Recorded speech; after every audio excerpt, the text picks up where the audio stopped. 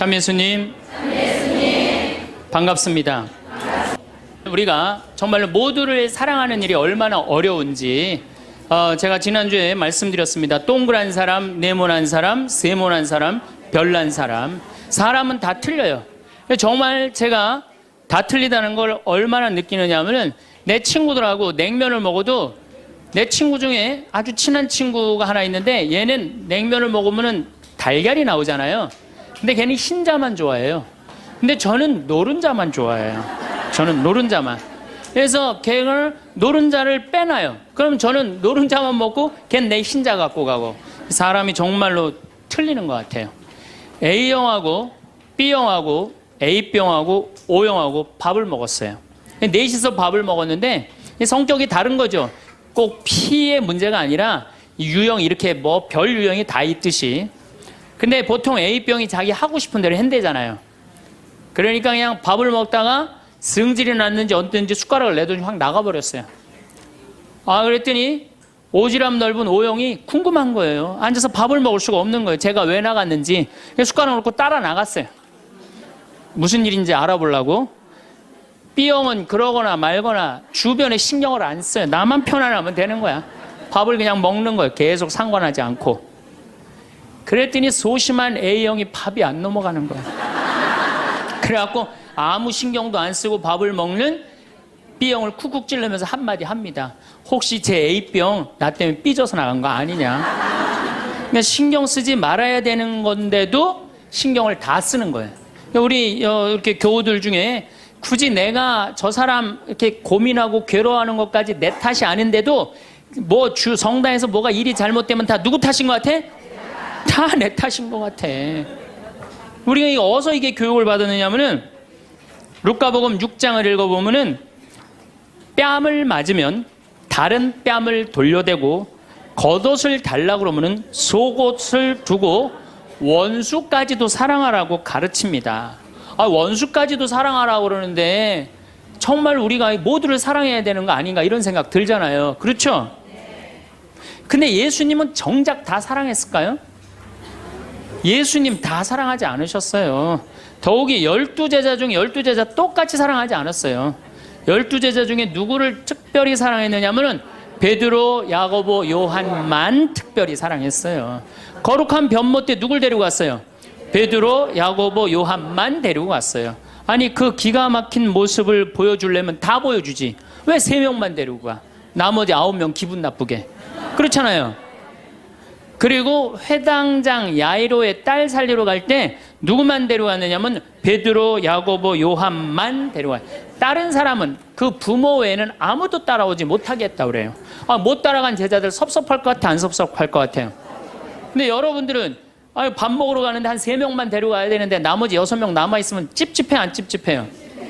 앞으로는 그러지 마세요. 예수님이 겟세마니 동산에서 내 마음이 괴로워 죽을 지경이니 나와 함께 깨어있어 줘라. 그렇게 하고 가까이에 누구만 불렀느냐면 베드로, 야고보, 요한만 불렀어요. 예수님도 12 중에 3명만 이렇게 사랑했는데 여러분들은 레조 단원들 12이면 12명 어떻게 다 사랑해? 그 중에 3명만 사랑해도 누구하고 똑같아? 예수님하고 똑같은 거예요. 근데 놀랍게도 마태복음 18장에 이런 얘기가 나옵니다.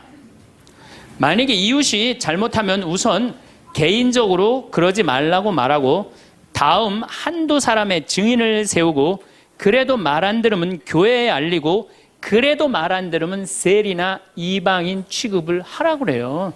그러니까 끝까지 끌어안으라는 말도 하셨지만은 어떻게 말 안 들으면 무슨 취급하라고 그래? 세리나 이방인 취급하라고 그래요. 마태복음 23장을 보면은 바리사이파, 사두가이파, 성구갑 이마에 팔 놓고 다니면서 일반 사람에게는 무거운 짐 지어놓고 자기는 손 하나 까딱하지 않는 이들에게 회칠한 무덤, 독사의 족속이라고 욕을 해대요, 예수님이. 그러니까 예수님이 어떻게 모두를 다 사랑했어요? 아니에요. 마음에 안 드는 사람들, 단죄해야 될 사람 단죄하셨어요. 그 예수님 또 그렇게 많이 참지도 않으셨어요. 우리 교우들처럼 그렇게 많이 참지도 않으셨어요. 요한복음 2장에 예수님이 성전 정화를 하는데 너무 막 성질이 나시니까 어떻게 해요? 상을 둘러엎고 채찍질로 그냥 정말로 난리를 치세요. 그러니까 여러분들도 이제는 너무 참지 마세요. 그러다가 여러분들 누가 다쳐요? 내가 다쳐요. 그런데 성당에 나오면 자기를 버리고 자기 목숨을 구하려 하지 말고 예수님 십자가를 지고 따라야 된다. 이 말이 꽉 귀에 들어오는 거예요. 순교자들이 이렇게 사셨다. 순교자들이. 우리들도 하느님 제대로 믿으려면은 순교자나 예수님처럼 그렇게 십자가 지고 참아야 된다. 우리 또 선조들은 또 얼마나 대단해요. 막 피가 그냥 뼈가 튀어나오도록 맞으면서도 그걸 다 참고 배교하지 않고 하느님 사랑하고 그냥 그 사람들도 구원해서 기도했잖아요. 자기를 미워하고 남을 위해서 살아야 한다고 자기에게 어떤 일이 있더라도 주님께서 주시는 십자가라고 생각하고 참고 살아야 된다. 이렇게 우리는 이 말씀에 눌려 살아요. 이걸 뭐라고 그러냐면 십자가 컴플렉스라고 그래요. 십자가 컴플렉스. 나도 십자가를 져야 된다. 예수님이 손목에 못 박혔을 때 얼마나 아팠을까? 그거 그냥 심줄을 뚫고 지나갔을 때 얼마나 아팠을까? 발목 못 박히셨을 때 얼마나 아프셨을까?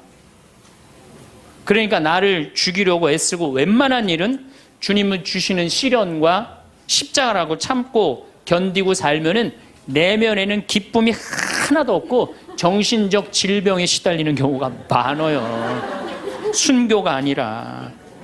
그래서 그냥 우리 천주교 교우들은 이혼도 못하고 살아요. 남편이 그냥 맨날 술 먹고 때리고 빚지고 노름해. 도저히 아이들을 데리고 살 수가 없어. 그래갖고 그냥 구역장님이나 레지오 단장님한테 상담을 합니다. 나는 정말로 이제 도저히 저 남편하고 못 살겠다고. 열심한 구역장님이나 레지오 단장님이 한마디 해요. 아유, 데레사 자매, 십자가에 계신 예수님 생각을 해야지. 십자가에 계신 예수님 생각하고 어떻게 하라는 거야? 참고 살아라니까. 그러니까 참고 살려니 이 자매는 기쁨이 있어요, 없어요? 기쁨이 없는 사람들의 특징이 뭐냐? 선교를 못해요. 기쁨이 없는 사람들은 선교를 못합니다.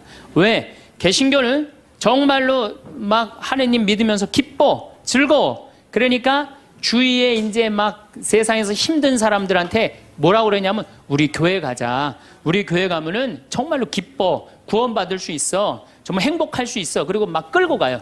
근데 우리 기쁨이 없는 천주교 교우들은 주위에서 힘들고 고통스러운 사람이 있으면은 성당 가자는 말이 안 나와요. 왜? 너도 한번 나하고 성당 가서 십자가 지고 한번 참아볼래? 이 말이 안 나오는 거예요. 그래서 우리 천주교는 참고 살아야 되기 때문에 신앙생활이 우울해요. 개신교는 기쁨, 찬양, 영광, 감사, 아멘, 알렐루야 이런 거거든요. 근데 우리는 우울해. 우리 교우들은 그냥 봄판공, 가을판공, 양심성찰, 십자가의 길, 참회의 절 이런 거란 말이에요. 그냥 기쁨이 없는 신앙생활. 여러분들 죽을 때까지 참고 사느라고 기쁨 하나 없이 우울하게 산다면은 이분은 아마 지옥 맨 밑바닥에 갈 가능성이 많아요. 단테의 신곡을 읽어보면은 지옥 맨 밑바닥에 많은 사람을 가둬놨어요. 그래서 이 사람들한테 물어봤어요. 이 사람들은 살아생전에 무슨 죄 때문에 지옥 맨 밑바닥에 왔습니까? 물으니까 안내하는 사람이 다른 죄가 아니라 이 사람들은 세상에서 살 때 하느님을 믿는다고 하면서 기쁘게 살지 못하고 늘 우울하게 한숨만 쉬며 산 죄 때문에 여기 왔다고 그래요. 그러니까 기쁘지 않은 사람들이 어디 가는 거야? 지옥 가는 거예요. 그러니까 이 세상에서 기쁘게 산 사람은 천당 가는 거고 이 세상에 우울하게 산 사람들은 어디가? 지옥 가는 거야. 그러니까 여기 있는 분들 중에 지금 내가 십자가 지느냐고 우울하고 이런 분들 어디 갈 가능성이 많아? 지옥 갈 가능성이 많아요. 그래서 우울한 사람이 가는데 아예 정해놨어요. 제 5억에 간대. 지옥 중에. 지옥 1억부터 9억까지 있는데 5억에 간대. 5억. 슈바이처 박사는 물 없는 강처럼 기쁨 없는 그리스도인, 기쁨 없는 신앙, 기쁨 없는 사람이 세상을 피곤하게 한다는 거예요. 여러분들 성당에서 나온다고 딱 모임을 가졌는데 그냥 우울하게 이렇게 앉아 있으면은 그 사람 보고 있으면은 피곤해요, 안 피곤해요? 반짝반짝 웃는 사람이 있으면 기분 좋아요, 안 좋아요? 그러니까 기쁨이라는 게 굉장히 중요한 거예요. 참느냐고 그냥 이러지도 못하고 저러지도 못하고 그렇게 살면 안 된다는 거죠. 여기 지금 우리 교우들 지금 옷 입고 온 거 보면은 다 까만색이야, 다 지금. 아니, 명동으로 오면 좀 색깔을 이쁘게 입고 와야 될 거 아니야. 명동에 나오는데. 근데 우리는 화려한 옷 입으면 안 돼. 우리 천주교 교우들은. 내가 그 개신교 설교하러 갈 때 정말로 제가 많은 걸 배웠어요. 뭘 배웠느냐면은 예배하러 한 300명 정도가 나왔는데 전부 다 예쁜 옷을 입고 나왔어요. 정말로. 정말로 축제에 오는 것 같은. 그러니까 주일 예배하러 오는 것 같은. 근데 우리 지금 여기도 지금 얼마나 까만지 몰라요, 지금. 그런데 예수님께서도 기쁨을 굉장히 강조하십니다. 저는 요한복음 13장, 14장, 15장, 16장, 17장, 18장 이거 여러분들 꼭 한번 묵상해 보세요. 왜 이걸 묵상해야 되느냐? 요한복음 13장에 예수님이 제자들의 발을 씻어줘요. 발을 씻어주고 최후의 만찬을 하세요. 그리고 14장에 뭐라고 그러느냐 하면은 성령께서 오실 거다, 내가 가도. 그러니까 성령을 보내주실 것을 말씀하시면서 당신이 아버지께로 가는 걸 기뻐하라고 그래요. 이제 곧 18장이면 잡히실 거거든요. 잡히실 것인데도 불구하고 예수님은 제자들하고 마지막 작별 유언을 하면서 기쁨에 대해서 말씀을 하세요. 기뻐해라. 요한복음 15장에는 나는 포도나무요 너희는 가지로다. 너희들은 나한테 붙어 있어라. 그래야만이 많은 열매를 맺는다. 이 말씀을 하세요. 근데 11장에 이런 말씀을 하세요. 내가 이 말을 한 것은 내 기쁨을 같이 나누어 너희 마음에 기쁨이 넘치게 하려는 것이다. 아니, 이게 오늘 저녁에 붙잡혀서 돌아가실 예수님 입에서 나올 말이에요. 그런데 예수님이 지금 돌아가심에도 불구하고 마음이 기쁘신 거예요. 그래서 내 기쁨을 너희에게 흘러 넘치게 하려는 것이다. 그러니까 죽기 전에도 기쁘셨던 거예요, 예수님은. 왜? 뭐가 열리니까? 천국문이 열리니까. 16장 22절에는 진리의 성령을 보내주실 것을 다시 한번 약속하시면서 내가 다시 너희와 만나게 될 때에는 너희 마음은 기쁨에 넘칠 것이며 그 기쁨은 아무도 빼앗아가지 못할 것이다. 구하여라 받을 것이다. 너희는 기쁨에 넘칠 것이다. 예수님은 장마다 말씀하시네. 13장, 14장, 15장에 걸쳐서 16장에 걸쳐서도 말씀하시고 17장에 아버지 이 사람들이 하나 되게 해주십시오. 아버지와 나는 하나입니다. 많이 들어봤죠? 네. 이 말씀 끝에 이렇게 말씀하세요. 지금 나는 아버지께로 갑니다. 아직 세상에 있으면서 이 말씀을 드리는 것은 이 사람들이 내 기쁨을 마음껏 누리게 하려는 것입니다. 성서에 보면 온통 기쁨밖에 없는 거예요. 기쁨. 아니 지금 저 18장이면 잡으셔서 돌아가실 분이 마지막 유언에 마지막으로 하신 말씀이 뭐예요? 기쁨이에요. 기쁨. 그렇다면 여러분들은 신앙생활하면서 기뻐야 되지 않아요? 기뻐야 되는데 왜 이렇게 우울해? 왜 이렇게 청승을 떠냐 이거예요. 데살로니가 전서 5장 16절에 유명한 얘기죠. 항상 기뻐하시오. 그렇죠? 끊임없이 기도하시오. 어떤 처지에서든 감사하시오. 저는요, 이 구절보다 더 중요한 구절이 있어요. 그 다음 구절이 이것이 우리 주 예수 그리스도를 통하여 드러내신 하느님 아버지의 뜻입니다. 그러니까 여러분들이 항상 기뻐하고 어떤 처지에서든 감사하고 끊임없이 기도하는 것은 누가 예수님을 통하여 드러내신 누구의 뜻이야? 하느님의. 그러니까 기쁨과 감사는 우리의 본질이에요. 본질. 그러니까 우리가 신앙생활에 기뻐야 돼요. 필립보서 4장 4절 이 베드로 바오로 사도가 감옥에 갇혀서 쓴 거래요. 유명한 얘기예요. 주님 안에서 항상 기뻐하십시오. 다시 말합니다. 기뻐하십시오. 그래서 필립비서에 기뻐하라는 말을 16번이나 해요. 16번이나. 그리스도 안에서 기뻐하라고. 그러니까 여러분들은 신앙생활하면서 기뻐야 돼. 예수님이 일생 수고순환하셨기에 우리도 일생 수고순환해야 된다고 이야기하는 사람들 이거 잘못 알고 있는 거예요. 여러분들 신앙생은 신앙생활은 기뻐야 돼. 근데 우리 천주교 교우들은 무조건 우리는 우울하게 해야 돼. 누가 강력하게 우리 가운데 앞에 있어? 십자가가 있으니까. 그러니까 성가를 들어봐도요, 미쳐요. 이제 조금 있으면 대림절 시작되는데, 대림절 때 내가 제일 복장 터지는 성가가 뭐냐면 구세주 빨리 오사, 이 성가예요. 이 노래를 어떻게 부르느냐면 구세주 빨리 오사 어둠을 없이 하며 동정 마리아에서 탄생하옵소서 이렇게 부른단 말이야. 근데 이 노래는 이렇게 부르면 절대 안 돼요. 이 노래는 못 갖춘 마디로 시작해서 8분의 6박자야. 강량약, 중강량약. 이거 춤추듯이 불러야 되는 거예요. 어떻게 불러야 되느냐면 구세주 빨리 오사 어둠을 없이 하며 동정 마리아에서 탄생하옵소서 이렇게 불러야 되는데 우리 교우들은 어떻게 부르느냐면 원조들이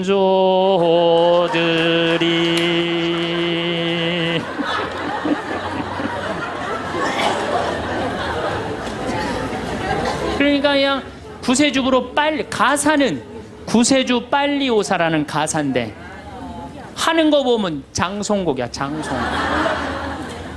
기쁨이 없는 거죠.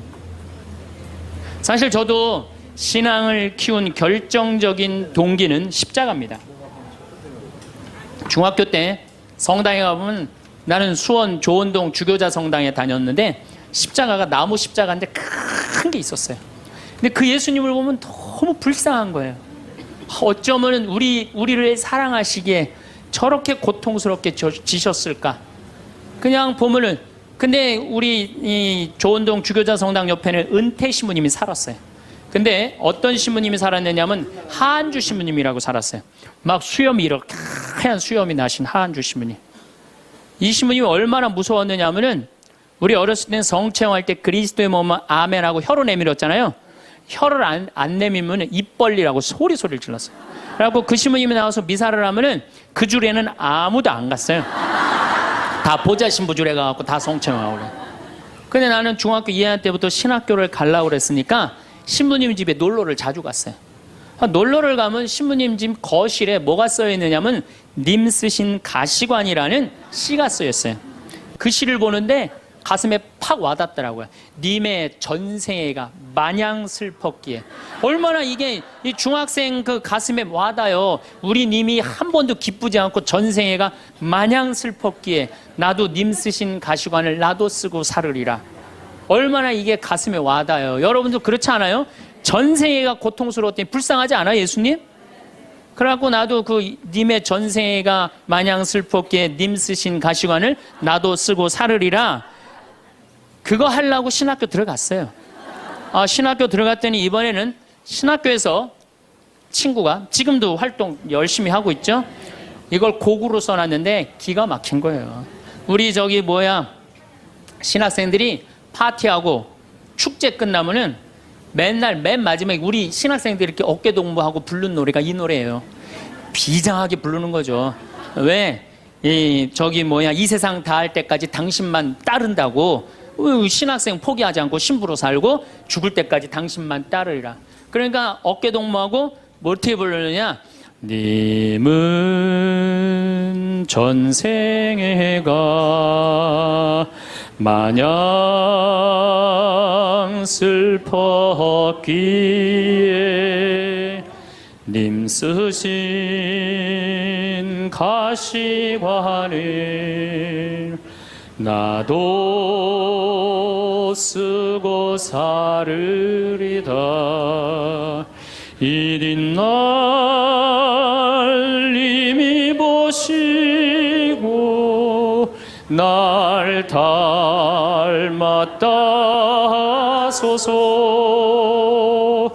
이린 날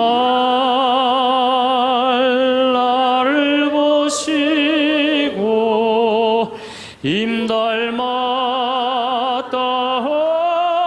하소서. 이 세상 다할 때까지 당신만 따르리라.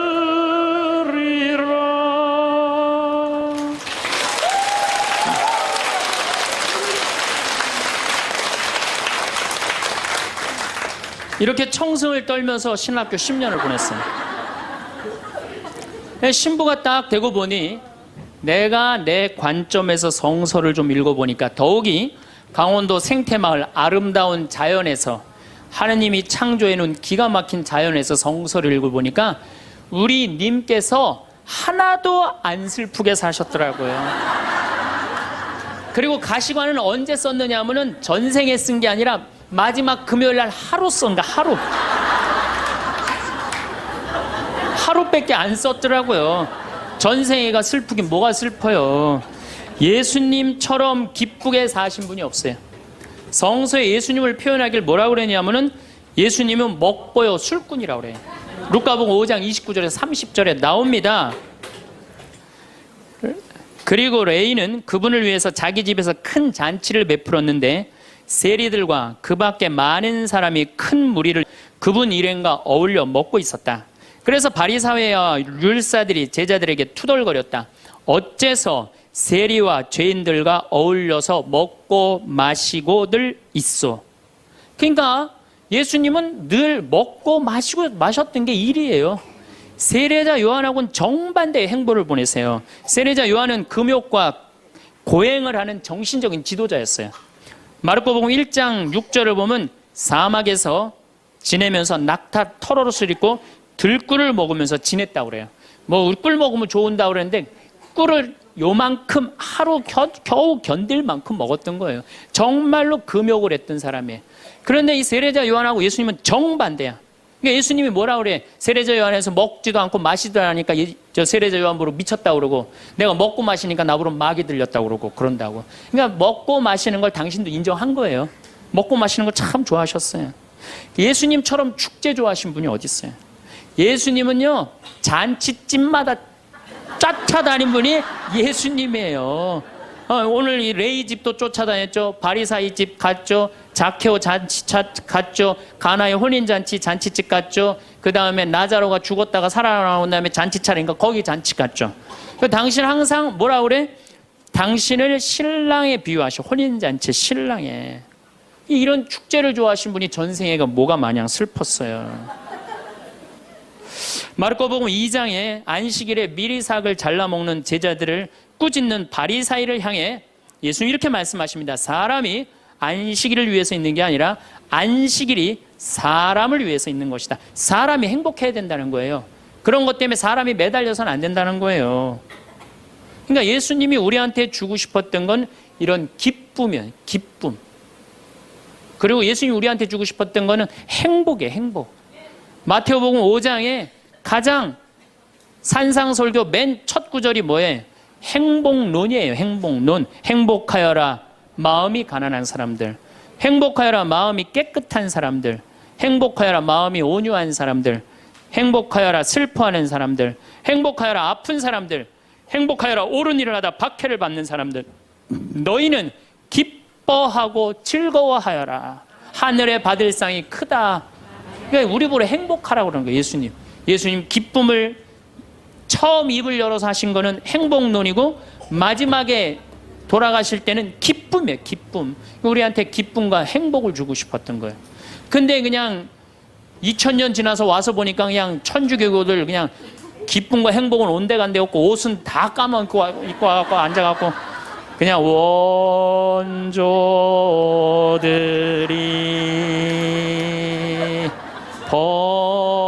범죄하 이러고 앉아 있으면은 예수님 복장 터지겠어요? 안 터지겠어요? 또 예수님이 우리한테 주고 싶었던 게 행복, 기쁨뿐만 아니라 평화입니다. 이것도 우리 신앙생활에 아주 중요합니다. 예수님이 돌아가셨어요. 그리고 부활하셨어요. 3일 만에 부활하셨어요. 제자들한테 뭐라고 그랬냐면은 나는 3일 만에 다시 살아날 것이다. 근데 제자들은 이해를 못했어요. 죽고 난 다음에 살아난다는 말을. 그래갖고 예수님 돌아가시는 걸 보고 다 도망가 버렸어요. 이제 우린 끝이다. 그래갖고 심지어 어떤 제자들은 고기, 원래의 직업으로 돌아갑니다. 고기 잡으러 가요. 이제 우린 끝났으니까. 아이, 그렇게 3년 동안 그렇게 가르쳐 놨는데, 그렇게 배신했는데, 얼마나 열받아요, 예수님은. 근데 예수님이 3일 만에 딱 살아나서 제자들 앞에 나타나요. 제자들이 당황스럽겠어요, 안 당황스럽겠어요? 우린 끝났는 줄 알았는데 다시 나타나니까 얼마나 당황스러워요. 그리고 나타나려면 1년 후에 나타나면 덜 미안해잖아요. 배반은 해놨는데 3일 만에 나타나면 얼마나 미안해요. 마음이 기쁘기도 하고 혼란스럽기도 한 거야. 근데 예수님이 이렇게 말씀하십니다. 너희들 내가 3일 만에 살아난다고 그랬느냐, 안 살아난다고 그랬느냐, 왜 배반했느냐, 이렇게 따지지 않으세요. 입을 열어 하신 말씀이 뭐냐면은 평안하냐, 내가 너희에게 평화를 주노라. 예수님이 우리한테 주고 싶었던 거는, 우리가 아무리 배반하고 나쁜 짓을 했어도 예수님이 나하고 마주쳤을 때는 우리가 당황하지 말고, 그렇죠, 미안해하지 말고 그러라고 무슨 말부터 건네세요? 평안하냐, 내가 너희에게 평화를 주노라. 그러니까 예수님이 주고 싶었던 게 평화야. 자, 여러분들, 내가 성당 다니는데 기쁘지도 않고 행복하지도 않고 평화롭지도 않아. 성당 다니는 이유가 있는 거예요, 없는 거예요? 없는 거예요. 그러지 않으면 뭐하러 성당을 다녀요? 예수님이 가장 주고 싶었던 건데. 또 예수님이 우리한테 주고 싶었던 게 사랑이야.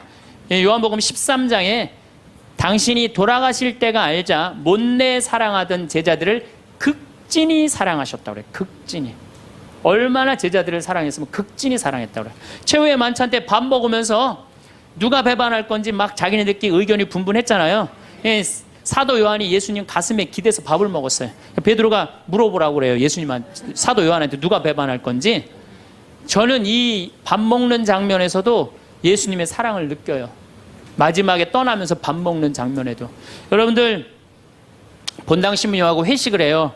너무너무 본당신부님이 잘생기고 편안하고 좋아.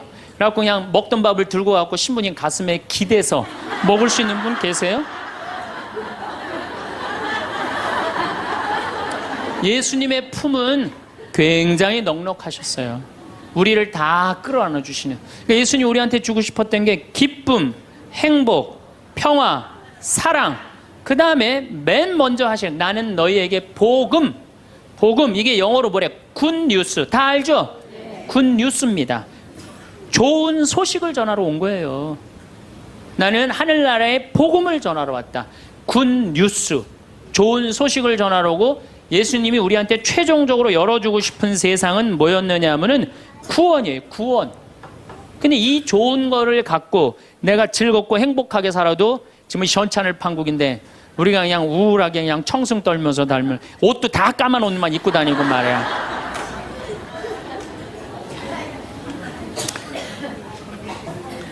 그러니까 우울하다 보니까 받은 은혜 감사는 안 하고 아직도 뭘 그렇게 달라고 그래요.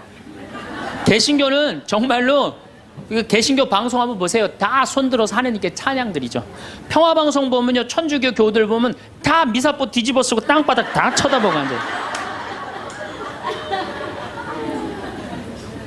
그러니까 이게 감사의 신앙생활하는 사람이랑 간구의 신앙생활하는 사람이랑은 차원이 틀려요. 감사드리는 사람들, 찬양드리는 사람들은요, 그냥 저절로 뜨거워요.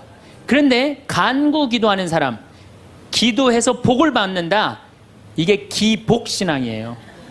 성당에 나와갖고 뭐 이거 달라 저거 달라, 이거 해달라 저거 해달라 기도하는 분들 있죠? 기도해서 복 받는 거, 그거 기복신앙이에요. 우리 무당한테만 가갖고 기복신앙 있는 거 아니에요. 성당에 나와서도 기복신앙들 많습니다. 그래갖고 그냥 우리 신부들이 그냥 서양 무당인 줄 알고 그런 분들 많아요. 그래갖고 그냥 저한테 와갖고 그냥 제가 그냥 뭐 무슨 능력이 뛰어난 줄 알고 어디 성령 기도회 가면 안수 기도 해달라는 분, 오늘도 2분 해드렸어요. 물론 오늘 해드린 안수는 내가 기적을 일으키려고 한 건 아니에요. 그냥 하느님의 축복을 빌어준 거지. 그런데 많은 경우 할머니들이 신부님 골 아파요, 신부님 허리 아파요, 신부님 무릎 아파요, 안수기도 좀 해주세요. 신부님이 해주면 나을 것 같아요. 난 또 착하니까 해주죠. 근데 난 능력이 없는 걸. 그래갖고 머리에 손을 얹고 내가 뭐라고 기도하느냐면은, 하느님, 이 할머니 골이 아프답니다. 내가 해줄 수 있는 건 그것밖에 없어요. 내 손에서는 아무것도 안 나와요. 난 사람도 한 명도 없고. 그러니까 제가 한 2년 전부터 안수기도 안 해줘요. 왜? 아무것도 안 나오는데 누르고 있는 나도 한심하고, 아무것도 안 나오는데 머리 디미는 교우들도 불쌍하고. 그래서 안 해줘요. 여러분들, 정말로 우리가 얼마나 감사하냐. 여기 적어도 명동까지 걸어서 오신 여러분들은 행복한 분들이에요. 눈 2개, 콧구멍 2개, 입 있으면 다 받은 거예요. 정말로. 여러분들, 눈 하나 갈아 끼는데 얼마가 드느냐? 내가 조사를 확실히 해보니까 사실은 이거는 그렇게 하면 안 되는 건데, 눈 하나 정말로 갈아 끼는데 하나에 1억에 1억. 2개면 2억에 2억. 여러분들 지금 이게 지금 얼마를 깔고 있느냐면 2억을 지금 눈에 깔고 있는 거야. 2억을. 감사해요, 안 감사해요?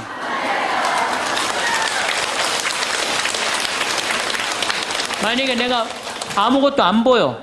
그래갖고 저 신부 얼굴도 못 보고 반찬이 어떻게 생겼는지도 모르고 명동 성당이 얼마나 멋있는지도 모르고 그렇지 않아요? 아무것도 지금 다 보고 있는데 얼마나 감사해요. 감사하지 않아요? 감사해요. 신장 하나 갈아 낀데 3천만 원, 간 갈아 낀데 7천만 원이에요.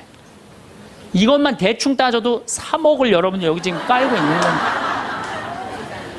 근데 뭘 우리 하느님한테 달라고 그래요? 다 주셨구만. 만약에 여러분들 내가 쓰러져 갖고 앰뷸런스에 실려간다. 1시간 산소호흡기 되는데 얼마를 내야 되냐면 36만 원 내야 돼요. 근데 여러분들 지금 공짜로 지금 오전 10시부터 지금까지 몇 시간 마신 거예요? 지금 5시간 마신 거예요. 한 200만 원 벌은 거지. 앉아서. 감사해요, 안 감사해요? 하루면 1,000만 원 버는 거예요.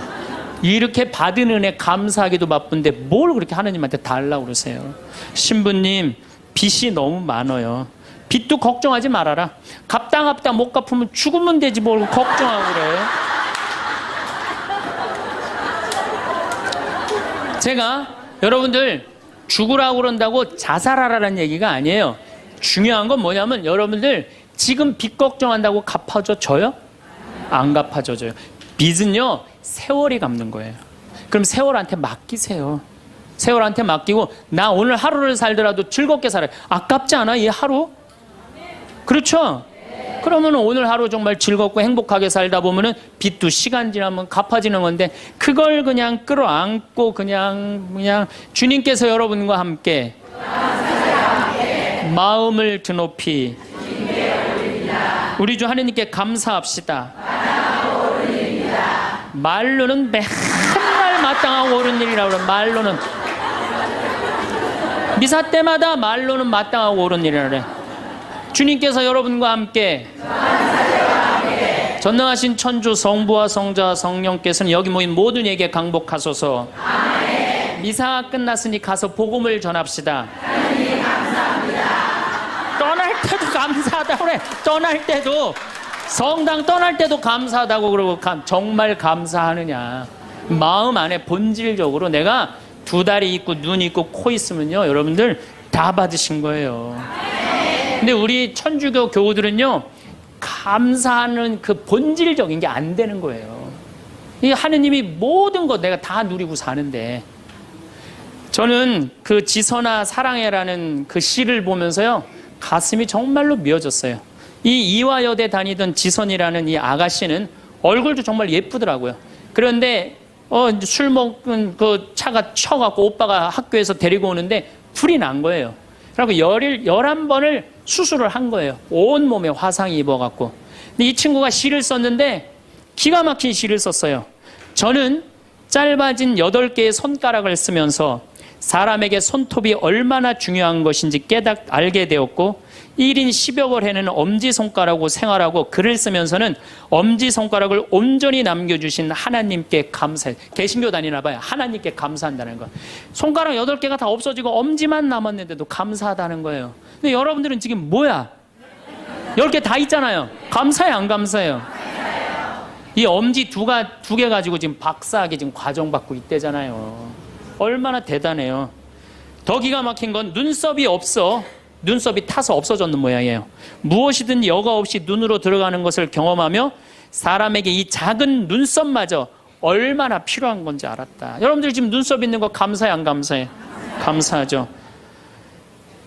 온전치 못한 오른쪽 귓바퀴 덕분에 귓바퀴라는 게 귀에 물이 들어가지 않도록 하나님이 정교하게 만들어주신 거라는 사실을 알게 되었다는 거죠. 무엇보다도 건강한 피부가 얼마나 많은 기능을 하는지. 여러분들 지금 피부 다 갖고 계시죠? 그 친구는 다 타 없어서 피부가 없어요. 껍데기일 뿐 별것 아니라고 생각했던 피부가 우리에게 얼마나 소중한 것인지 알게 되었습니다. 그나마 남겨주신 피부들이 건강하게 움직이는 것에 감사했으며 하나님이 우리 몸을 얼마나 정교하고 세심한 계획 아래 만드셨는지 온몸으로 체험했습니다. 참. 하나님이 생명을 허락하신 이상 그의 생명은 충분히 귀중하고 존중받아야 할 삶입니다. 무슨 얘기냐? 여러분들 다 존중받아야 될 삶이에요. 내 꼬라지가 왜 이러냐, 내 처지가 왜 이러냐, 이런 생각하지 마세요. 사람들이 그런데요, 저러고도 살 수 있을까? 네, 이러고도 삽니다. 몸은 이렇지만 누구보다 건강한 마음임을 자부하며 이런 몸이라도 전혀 부끄러운 마음을 품지 않게 해주신 하나님을 찬양하며 이런 몸이라도 사랑하고 써주시려는 하나님의 계획에 감사드리며 저는 이렇게 삽니다. 누구보다도 행복하게 살고 있습니다. 정말로 이렇게 이 상황이 안 좋은 사람도 감사하고 찬양하고 그리고 살아가는데, 아니 눈 2개, 콧구멍 2개, 다리, 손가락 10개, 귓바퀴, 눈썹 다 있는 여러분들이 한탄을 한다, 원망을 한다. 이거 우리 지금 뭐가 잘못 살고 있는 거예요. 신앙인으로서 숨만 쉬어도 감사한 거예요. 숨만. 그리고 이 대한민국처럼 잘 먹고 잘 사는 나라 있어요? 이렇게 잘 먹고 잘 사는 나라 없어요. 제가 아무리 돌아다녀 봐도 한국처럼 좋은 나라가 없어요. 내가 일본에 가갖고 회를 정식을 시켰어요. 회를 정식을 시켰는데 딱 2점 나오더라고요. 그래서 나는 그게 맛백인 줄 알았어. 맛백이. 그래서 홀딱 먹었어요. 아무리 기다려도 회가 안 나오는 거예요. 그래서 가이드를 불러서 왜 회가 안 나오냐 그랬더니 아까 2점 먹은 게 정식이라는 거예요. 일본 아이들은 가서 보니까 2점, 3점밖에 안 먹어요. 제가 지난 2월 달에 미국 플로리다 쪽에 강의를 갔어요. 마침 근사한 식당에 초대를 받아서 스테이크를 먹게 됐어요. 야, 호텔에서, 그것도 그냥 회원만 먹는 호텔에서 스테이크를 먹는다고 그러는데 진짜 스테이크 요만큼, 그 다음에 감자, 콩, 수프, 땡이에요, 땡. 아무것도 먹고 났는데 배고프더라고. 거기서 배고프다고 그럴 수도 없고. 근데 한국에 돌아가갖고 우리 집이 수원이야. 수원 갈비집들 많잖아요. 그래서 갈비집에 가갖고 갈비를 시켰는데 진짜 갈비 나오기 전에 상을 이렇게 하나 들고 나와요. 반찬. 그렇죠? 나는 갈비집 갈 때마다 궁금한 게 갈비 먹으러 가는데 게장이 왜 나오는지 난 이해가 안 돼. 게장 나오지. 그 다음에 또 뭐 나와요? 저기 뚝배기에다가 계란. 그렇죠? 요즘은 다 그거 나오더라고. 그 다음에 또 메추리알. 그 메추리알은 어디나 다 나오는 거고. 그 다음에 사라다 나오죠. 그 다음에 부침개 나오죠. 또 기다리시는데 배고프시다고 국수 말아서 나오죠. 그것만 먹어도 배불러요, 사실은. 그리고 이제 갈비가 4명이 가면 또 딱 4인분 나오면 그냥 그거 먹으면 배가 빵빵해요. 근데 우리는 배 빵빵하면 안 돼요. 배가 터질 때까지 먹어야 돼요. 2인분을 더 시켜요. 그래갖고 그냥 배가 터질 때까지. 그래갖고 그냥 정말 배가 터지기 일보 직전이야. 그런데 대한민국에만 나오는 장면이 하나 있어요. 배가 터질 것 같이 먹었고 갈비뼈가 다 널브러졌으면은 아줌마 하나가 쓱 나와서 이렇게 물어봅니다. 냉면을 먹을래? 된장찌개를 먹을래?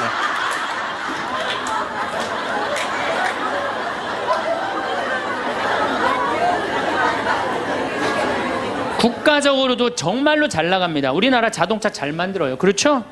텔레비전 잘 만들어요. LED 텔레비전이라고 미국 시장 96% 휩쓸고 있어요. 자동차도 정말로 도요타 지금 막 추월하려고 그러는 판이에요. 반도체 잘 만들죠. 배 잘 만들죠.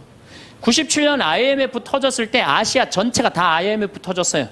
근데 우리나라처럼 IMF를 잘 극복한 나라는 없어요. 미국이 우리나라 기업 다 먹으려고 그랬는데 국민들이 금 모아갖고 그거 상환할 줄은 꿈에도 몰랐던 거예요. 대단한 민족이에요. 정말로. 그리고 2008년 금융위기도 우리나라가 참 잘 극복했어요. 그럼 국민들이 이렇게 행복한 나라에 살면 자부심을 가져야 될 거 아니야. 그렇지 않아요? 요즘 잘 나가요. 여러분들 일본 소니가 우리나라 삼성에 떨어진 지 5년 됐어. 5년. 그렇게 따라가려고도 안 되는 거예요. 예? 텔레비전 잘 만들지. 작년에는 일본이 무역 흑자 200억 달러였는데 우리나라는 400억 달러예요. 올해도 잘 나가고. 근데 뭐가 그렇게 불만이 많어. 만족하고 살면 되는데 국민들이 욕심이 너무 많아요. 여러분들 제가 세계 경제 10위권까지 들어간 나라 중에 다른 나라 침략하지 않은 나라가 없어요. 다 다른 나라 거 뺏어서 저렇게 잘 먹고 잘 사는 거예요. 우리나라가 작년에 수출 9위, 올해는 수출 7위가 올랐는데요. 경제 규모로는 15위지만은 그래도 경제권 10위권에서 이 조그만 나라에서 왔다 갔다 해요. 그런데 생각을 해봐요. 세계 10위권까지 들어간 나라 중에 다른 나라 침략해서 다른 나라 뺏어갖고 이렇게 잘 먹고 잘 사는 거예요. 그런데 세계 경제 10위권까지 진입한 나라 중에 다른 나라 한 번도 침략한 적 없이 우리끼리만 이 자리에 올라온 나라가 한 나라가 있어요.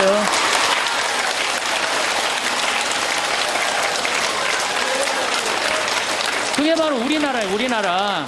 여러분들 정말로 저는 대단하다고 생각해요. 그래갖고 이 대단한 사람들이 모여갖고 살아갖고 우리나라 이름이 뭐냐면 대한민국이에요. 대한민국.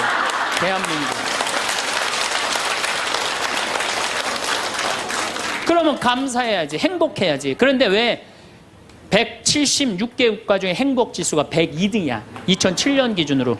작년에 많이 올라서 65위로. 그래도 자살률은 세계 1위예요. 아직도. 국민들이 욕심이 너무 많아서 그래.